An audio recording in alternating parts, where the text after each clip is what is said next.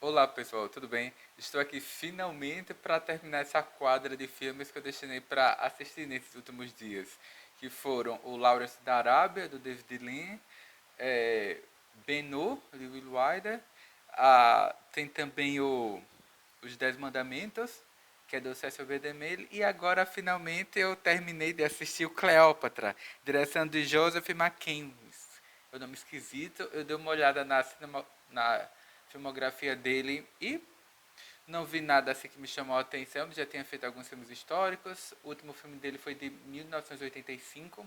Então, assim, realmente é um diretor de uma outra era, que estava habituado a fazer talvez um tipo de cinema que, como eu costumo dizer, o tempo fez questão de apagar, né? Ou de excluir das nossas memórias. E o que ficou foi o Cleópatra. Realmente, desses quatro filmes que eu citei, o único que eu nunca tinha visto, e que, portanto, para mim era uma novidade, né, uma estreia, era justamente o Cleópatra. Porque realmente eu ficava imaginando o que esperar de um filme sobre Cleópatra. E de certa forma eu sempre me recusei a ver. Eu comprei o DVD e guardei, deixei lá num canto, né? E finalmente eu resolvi assistir o filme, né? Porque realmente era muito famoso. E, de fato, o filme tem 4 horas. Tem mais de 4 horas de duração. 4 horas e 10, 4 horas e 11. De fato, desses filmes é o mais longo deles. Certamente não é o filme mais longo da história, porque tem maluco para tudo. Eu imagino que alguém já fez algum filme com mais de 4 horas e 11 minutos de duração. Então, de fato, isso não deve ser uma novidade. Não era na época e não é hoje em dia. Mas, de fato, ao longo do filme, que eu pensei que seria chatíssimo e não é, eu até me surpreendi, porque quanto mais a história avança e você se afeiçoa com os personagens, né? Com a trama e conhece ali mais de forma profunda o trabalho dos atores, que também são incríveis, você se apega ao filme e não quer que ele acabe. Se aquele filme tivesse 6 horas de duração, não seria, enfim, tempo suficiente para desenvolver a história e a densidade psicológica das personagens, que de fato foi um trabalho fantástico. E repetindo, enquanto eu assisti o filme, eu ficava só imaginando quanto que custou aquele filme e quanto tempo ele durou para ser filmado. Porque realmente de todos esses, eu acho que o que merece a expressão, o rótulo, o título de épico é este. Não só porque conta uma história grandiosa sobre o fim de uma era, tem os subtemas da trama, o que, como eu costumo dizer, é passado de forma subterrânea, né? Que daqui a pouco eu comento, mas repetindo, é um filme fantástico. Tudo é pensado ali nos mínimos detalhes. Os objetos e o figurino não e os templos, etc., não parecem ser objetos cenográficos, parecem ser reais ali, os templos, os palácios e tal. Os navios, porque para no filme Ben-Hur há uma cena de uma batalha naval, mas o público ali percebe que são nitidamente maquetes numa banheira. E aqui no Cleópatra não, são navios, são navios de verdade. Aí como disse, eu fiquei o filme inteiro imaginando como é que eles conseguiram recriar aquilo. Porque as roupas das personagens também, porque tem uma parte que o César, né, o Júlio César, ele veste uma armadura dourada, né, entre aspas, de ouro, e Cleópatra afirma, né, você vestiu a sua melhor roupa, né, para para para me receber em Roma. Ele disse, não, essa aqui não é a minha melhor roupa, ou a minha melhor armadura. Eu fiquei pensando, caramba, porque realmente nesse tipo de filme, e principalmente nesses mais antigos, e talvez desse especial, que é de 1900, ele é de 62, mas eu acho que ele estreou aqui no Brasil um ano depois, é 63. Então quem busca pela internet e encontra essas datas que são confusas. Mas, como eu disse, as coisas não parecem ser cenográficas, nem os navios, nem as batalhas navais, porque há mais de uma, há pelo menos duas. E como eu disse, no filme Ben-Hur, o público nota ali que nitidamente são maquetes de uma piscina com água tingida de azul. E aqui não, é o mar mesmo. São navios de verdade. E como eu disse, claro que quando você observa o orçamento, 32 milhões, 32 milhões de dólares é muita coisa. Agora imagine 32 milhões em meados ali dos anos 60 deveria ser uma quantia de fato muito grande. E para se ter uma ideia da grandiosidade do filme, tem uma cena na qual César, né? Ou César não, ali já é Marco Antônio, que é interpretado pelo Richard Burton, né? Ele dorme na tenda dele, quando ele acorda, porque ele havia pedido para os seus oficiais o acordarem, né? Se as tropas inimigas se aproximassem, etc. Que de qualquer forma não era para deixar ele dormir muito. Quando ele acorda, ele sai da tenda, não vê ninguém no acampamento, ele só encontra um homem morto com uma espada longa e ele erra que se deixando, depois ele observa o ferido e ele ouve uma turba, né? Um barulho de, de algo se aproximando. Ele caminha um pouco mais, olha para o horizonte, aí a, a imagem, né? A cena, o corte da câmera mostra aquele mar de dunas, daqui a pouco desponta ali das dunas de 800 a 1000 cavaleiros, né? Soldados romanos vindo em direção a ele, né? Gritando. Aí ele monta ali num cavalo, né? Que tem um pelo marrom, né? Avermelhado, aí parte ali, né? Cavalgando em direção ao exército e começa a ali, golpear, né? Os soldados lá das legiões de Roma e gritando, né? Será que não tem nenhum soldado, nenhum homem capaz de dar uma morte digna a César, né? E segue. Porque eu fico pensando, caramba, para você colocar, sei lá, 800 mil figurantes em cena, montados a cavalo, é, com aquelas armaduras que, como eu disse, não parecem de papelão, coisa do tipo, parece que de fato elas são de metais, que elas são roupas reais, deve ter sido um trabalho absurdo. E como eu disse, tem toda. Porque era uma época, óbvio, né, que é de 62, que é anterior a toda essa avalanche de efeitos especiais feitos no computador. Então, muitas cenas certamente foram feitas naquele estilo, né? Elas eram gravadas em estúdio, havia simplesmente uma pintura no fundo, que era, entre aspas, para, é, enfim, né, disfarçar, fingir que aquilo ali era um fundo muito mais amplo, ou então era feito provavelmente no fundo azul ou verde, depois ele só jogava uma outra imagem por cima, fazia uma sobreposição de imagens, mas são poucos momentos no filme, pelo menos eu percebi que ali era uma sobreposição, porque era tudo tão bem feito, né, em relação à iluminação, esses cortes, e a forma como eles transitavam ali nas locações, e como eu disse, em poucos momentos eu percebi que era uma montagem, né? Parecia que de fato aquilo ali era real. E tem várias cenas de destaque, né? Essa que eu citei, que é a desse confronto ali quase que final de César contra essas, entre aspas, 10 legiões romanas, né? Ele sozinho. Tem um momento no qual ele manda que suas tropas, né, que seus homens incendeiem, né, os navios ali em Alexandria. Aí tem aquela cena, né, que a biblioteca é quase que totalmente incinerada e Cleópatra tem um confronto ali inicial com ele, né? Que ela diz, nenhum bárbaro tem o direito de queimar ou destruir um só pensamento. Aí ele disse, mas eu não sou um bárbaro. Aí, que é muito bom. Porque você realmente, para quem tem uma noção histórica mínima e sabe o que tinha naquela biblioteca, né? Como até um dos personagens cita, né? Ah, os manuscritos de Aristóteles, as peças de teatro, né? A história, acho que estava se referindo a textos antigos sobre historiografia, né? Poesia épica, né? Foi, enfim, né? Ali haviam ainda cópias de documentos que se perderam completamente, do quais nós só ouvimos falar ou suspeitamos da existência deles, ou talvez nem isso.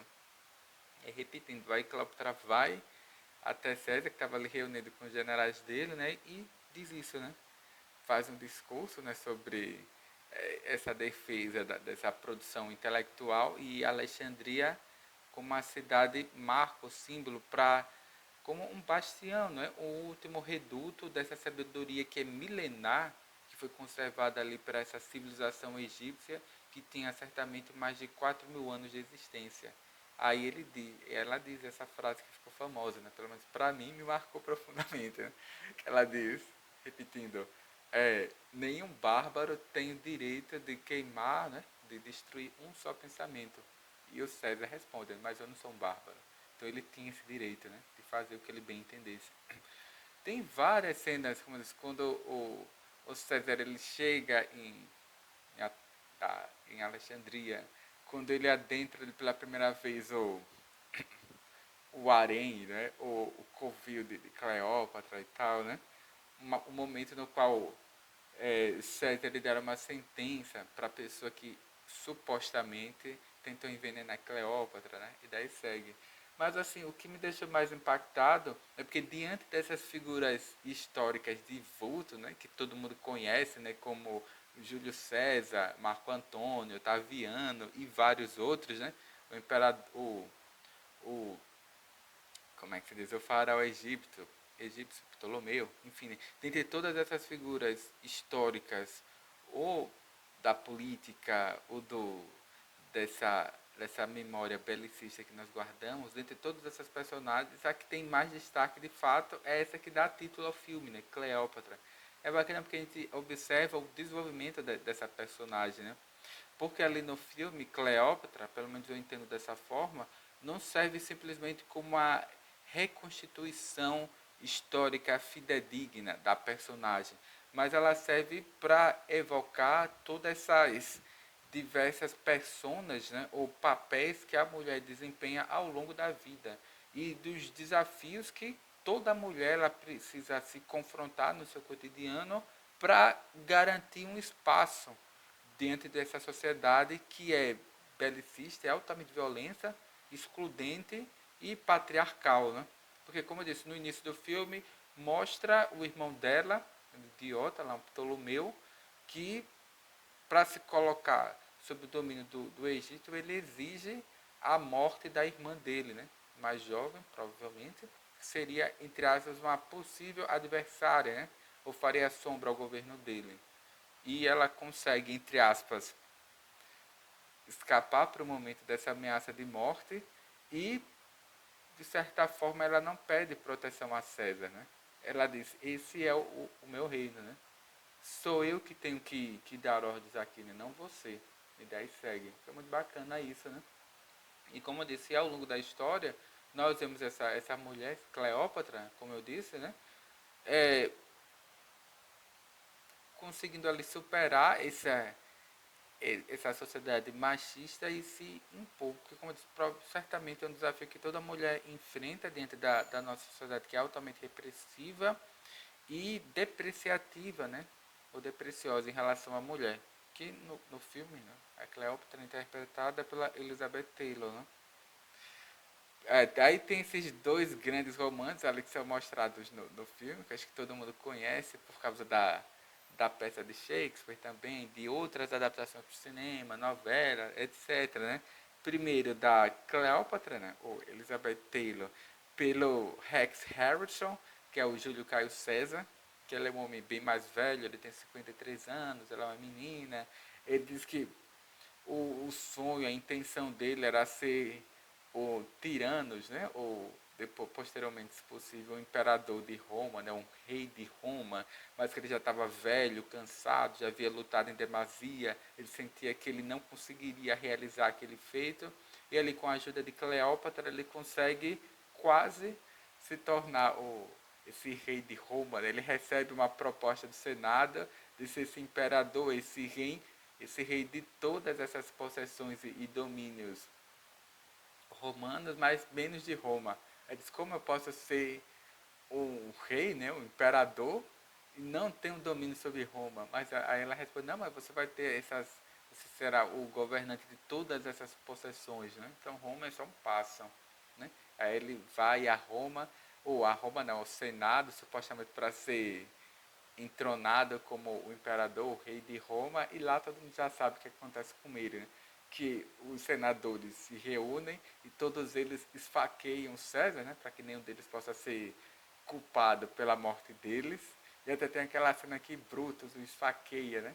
Por último, que é bem marcante. Porque, como eu disse, no início da história, como eu disse, no início do filme ele já é bem surpreendente, porque ele mostra um emissário chegando até César no meio de um campo de batalha na qual ele se saiu vitorioso e diz que o, o general inimigo, né, que era um adversário dele, havia fugido e se refugiado no Egito.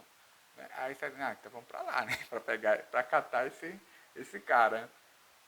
E já desde essa primeira cena que você vê ali, certamente tinha mais de 1000 figurantes ali em batalha, fardados a cavalo no chão, com ferimentos, escoriações diversas. Você já percebe que desde o início que o filme ele não é qualquer coisa, que realmente ali se tenta fazer essa, como eu disse, não é uma tentativa de reconstituição histórica, porque a Roma desse filme, ou Alexandria e o Egito do filme, nitidamente, entre aspas, elas não são fidedignas. Qualquer um que assiste aquele filme sabe que a Roma, ali daquele período, e que a Alexandria não eram daquele jeito, mas desenvolver-se no cinema, nesse filme eu acho que é da Fox, né, esse imaginário acerca da antiguidade, né, que é muito bacana, né?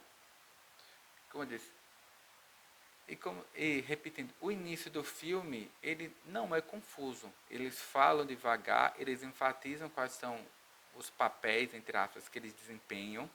E o público, né, pouco a pouco, pelo menos no meu caso, fui ali conduzindo pela trama, aprendendo quem eram os personagens, quais eram os papéis que eles desempenhavam. E você aprende que naquele universo da política, ninguém é confiável. Né? Você sempre tem que ter entre aspas, um pé atrás em relação a qualquer pessoa, porque de qualquer um deles pode vir uma traição inesperada, né? Então, se você, entre aspas, aprende junto com os personagens que não se pode confiar em ninguém, a não ser em você mesmo, né?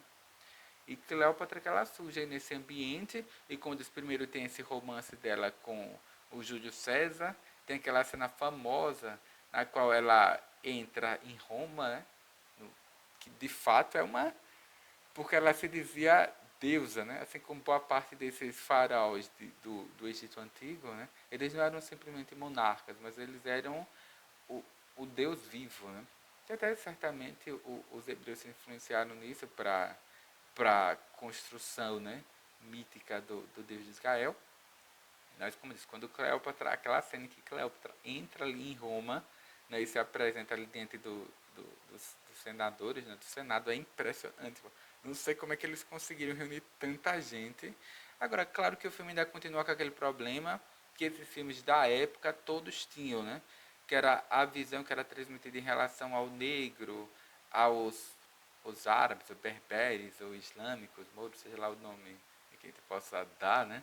Porque eles são sempre vistos sob uma aura, né, de misticismo, né, de um toque meio fabulesco, né, como eu disse, os negros, os árabes, as etnias outras são mostrados como, entre aspas, selvagens, né, com indivíduos brutos, rudes, de caráter e sexualidade estranha, né, ou avessa aos padrões da civilidade, né, ou da civilização, etc. E como eu disse, assim como os outros filmes da época, eles também têm, aí a gente deixa esse pouquinho de lado, né? Sempre tem a participação maior dos negros, mas todos os personagens eles são brancos, né? Eles são caucasianos, apesar da história, boa parte dela se passar na África, mas aí é um detalhe assim que sempre tem nesses filmes. Aí voltando, primeiro tem, para não tornar o vídeo muito longo, tem esse romance inicial, né? Cleópatra e Júlio César, eles têm um filho, que é o Cesarino, que realmente no final do filme, quando eles mostram o corpo da criança, né, que foi morto ali pelo Otaviano, que é o Rod McDowell, poxa, chega a dar uma dor no coração, porque você acompanha o crescimento ali a gravidez, o parto, os primeiros anos de vida da criança, porque como o filme tem 4 horas, dá para você de fato mostrar o desenvolvimento ali da criança. Aí, repetindo, quando você vê o corpo morto ali da criança, né, que foi apresentado para o Otaviano, dá uma dor no coração, você fica ali o tempo inteiro. E depois, quando tem aquela cena na qual Cleópatra, né, descobre que o filho dela foi morto, aí no final do filme é bem impactante, né? Como eu disse, tem cenas que são memoráveis. Aí depois tem um romance lá, depois que o Júlio Caio César morre, tem um romance dela com o Marco Antônio, que é interpretado, repetindo, pelo Richard Burton, que é até esquisito, né? Porque eu já sabia que haveria esse relacionamento ali amoroso entre Cleópatra e Marco Antônio, mas no filme ele é mostrado como, não como um amigo de César, né? Mas como quase que um pupilo, né? Um discípulo ali, uma pessoa que era muito próxima a César, né? Então, como mostrar esse romance, né, do Júlio César, repetindo, que é interpretado pelo Richard Burton, com Elizabeth Taylor, né? A Cleópatra, sem denotar uma certa imoralidade, no imoralismo, porque ele era, nem era amigo de César, era quase um pupilo ali, né? Pelo menos na trama que é mostrada no filme. Aí, repetindo, como é que você vai mostrar esse relacionamento amoroso do, do Marco Antônio com a viúva do seu mestre, né? Seria uma coisa bem delicada, mas a forma como isso é apresentado no filme não é chocante. E realmente são as melhores cenas do filme. Os diálogos, repetindo entre esse Richard Burton, que eu não conhecia, não me lembro de já ter visto um filme com ele, mas realmente é um ator fenomenal, cara. Você fica ali, poxa. E são os diálogos que não parecem falsos, são críveis, e aquelas emoções que os personagens demonstram. Caramba, como eu disse, e essa Elizabeth Taylor, junto com esse Richard Burton ali em cena, como eu disse, não precisa de mais nada. Tem um cenário que pra gente pouco importa, só o diálogo deles dois já é mais do que o suficiente. E como eu disse, é um filme surpreendente. Como eu disse, eu imaginei, poxa, um filme de mais de 4 horas, eu não vou aguentar ver esse filme. Eu imaginei, deve ser um filme chato. Por isso que eu nunca vi o filme, porque quando eu olhava 4 horas e 10, 4 horas e 11, de um filme do início dos anos 60, esse filme deve ser uma porcaria. Deve ter feito sucesso devido à beleza da Elizabeth Taylor, mas não. De fato, o filme é muito bom, tem um roteiro incrível. Quanto mais o filme avança, mais você fica preso ali à trama. E de fato até você vai se entristecendo, né? Junto com. Não só devido à história das personagens ali da Cleópatra, mas devido ao fato de que você sabe que o filme vai acabar. E como eu disse, se esse filme tivesse 5 horas, tivesse 6 horas, no ritmo que ele apresentava e da qualidade dos atores, poxa, você ficaria ali o filme inteiro, né? As, como eu disse, se o filme tivesse 6 horas, eu passaria as 6 horas assistindo, porque tem outros filmes, principalmente desses aqui, desses famosos épicos, né? Que eu paro o filme, vou beber água, vou ao banheiro, etc. E nesse filme não. Eu fiquei ali o tempo inteiro, não parei um segundo de olhar para a tela da TV. E de fato eu só saí para beber água quando na metade do filme veio o intermédio, né? Que baixa a tela preta, né? Intervalo aparece na tela, o intermédio. Aí eu fui beber água e voltei. Ainda passou um tempinho, voltou o filme e pronto. Aí se não fosse isso, eu ficaria assistindo o filme o tempo inteiro, porque ele é fantástico. Quanto mais ele avança, melhor ele fica. Tem entre essa preocupação, tanto no roteiro quanto da Elizabeth Taylor, de não apresentar a Cleópatra como uma personagem histórica, mas como uma espécie de personificação desses diversos papéis sociais que a mulher desempenha em nossa sociedade e dos desafios que ela precisa vencer para se impor como alguém que é autônomo, independente e que pode traçar seu próprio caminho, independente da sua origem familiar, do seu marido, dos seus filhos, de irmãos, etc. Porque ela pode ser uma pessoa importante, independente dessas figuras masculinas, né? Ela não era grande no filme ali porque ela conseguiu seduzir o Júlio César. Júlio César é que foi seduzida por ela, assim como o Marco Antônio, assim como você percebe que o Otaviano tem uma certa admiração por ela, tem o servo dela, que é o Apolodorus, que numa cena final ele diz: eu sempre fui apaixonado por você, e ela diz: eu sei, né? Aí, e segue, caramba, muito legal. Aí você como eu disse, tudo no filme é bem feito. Assim, não tem nenhum ponto assim como eu disse, eu fico impressionado pela qualidade técnica do filme, de como que os cenários foram construídos e como as coisas não parecem cenográficas. De fato, você se sente como se estivesse ali num templo em Alexandria, ou como se estivesse de fato no Senado romano, ouvindo aquela retórica dos senadores, que é bem incrível.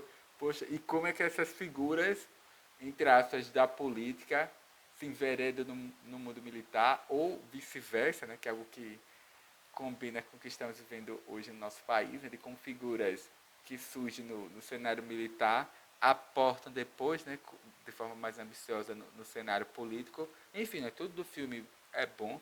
Dá vontade de acabar o filme e rever, porque ele é incrível. Tudo no filme é bem feito. De figurina, as locações, a escolha dos atores, a forma como eles interpretam. E em alguns momentos você pensa que o filme vai cair para uma coisa, entre aspas, mais teatral, né, mais maquinal, mas não, acho que nada no filme assim, né, tem um ar ruim ou mal feito. Enfim, eu sei que existe uma série de histórias relacionadas à produção desse filme, mas não vale a pena citar porque o importante de fato é o filme, né? Que de fato é grandioso, e uma pena que, entre aspas, as novas gerações não tenham mais acesso a esse tipo de filme e passem a vida venerando pessoas que acham que são atores, que acham que são atrizes, né, de filmes que são pretensiosos ao ponto de acharem que são bons, quando você tem uma obra maravilhosa dessa aqui, que é Cleópatra, de meados dos anos 60, com um elenco fantástico. Eu acho que, para mim, sempre, o destaque é para Elizabeth Taylor mesmo, mas todos os outros atores do filme, Richard Burton, Rex Harrison, Rod McDowall, Amy Cronell, o cara que interpreta o Apolodoro, que é essa série de Nova, que todos são assim impecáveis, né? Não tenho nada ao que falar mal desse filme. E quem puder assistir Cleópatra, veja. Quem já viu, reveja, porque de fato vale muito a pena. Eu me arrependi por não ter assistido antes. E assim que eu tiver um tempinho, eu volto a rever o filme. E por enquanto é só, até o próximo filme, ou livro, né, o comentário sobre filosofia. E agora eu estou pensando se eu não aproveito essa deixa da Cleópatra, que fala um pouco sobre esse universo feminino, e passo a assistir outros filmes. Aí eu, poxa, eu gostaria de ver outros filmes dessas divas, né, do cinema. Já que eu vi um filme com a Elizabeth Taylor, pensar em ver um filme com a Brigitte Bardot, porque recentemente alguma empresa brasileira lançou alguns DVDs com filmes dela, né? Aí pegar filmes tipo Uma Mulher, aqueles filmes bem emblemáticos lá da Brigitte Bardot, ou ver algum filme da Marlene Dietrich, da Mônica Bellucci, da Isabella Adjani, ver esses filmes ou uma seleção de filmes com grandes atrizes, né?